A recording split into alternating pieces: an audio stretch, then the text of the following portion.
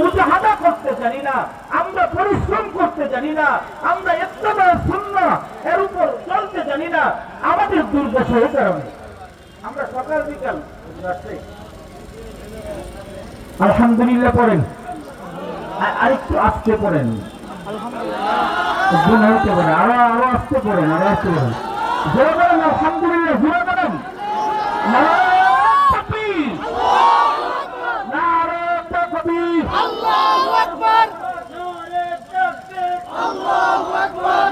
তুমি জানো না শুভেচ্ছা স্বাগতম, কেন্দ্র বাসিক পক্ষ থেকে আন্তরিক শুভেচ্ছা, তুমি জানো না শুভেচ্ছা স্বাগতম, কালিমাগুলো মসজিদ মাদ্রাসার পক্ষ থেকে আন্তরিক শুভেচ্ছা, নারায়ে তাকবীর, আল্লাহু আকবার।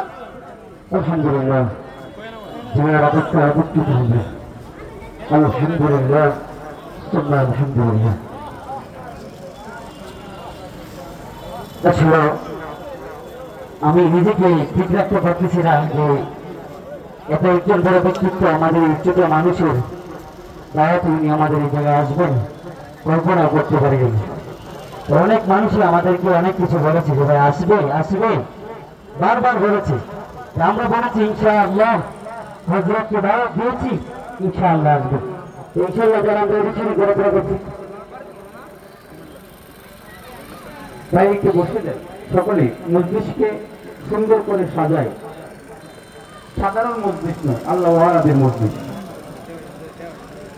অনেক দামি একটা মজলিস, দিনের খোরাক নিব এখান থেকে। আরে ভাই, আমাদের দিনের খোরাকই মাহফিল থেকে নিব আমরা। সুতরাং যদি আমরা আদবের সাথে না বসি এবং মহব্বতের সাথে না বসি, দিন খালি করে যদি না বসি, কিছুই নিতে পারবো না। হুজুরের বয়ান থেকে কত মানুষের দিনের খোরাক হুজুরের বয়ান থেকে মানুষ নিয়ে যায়, লম্বা সময়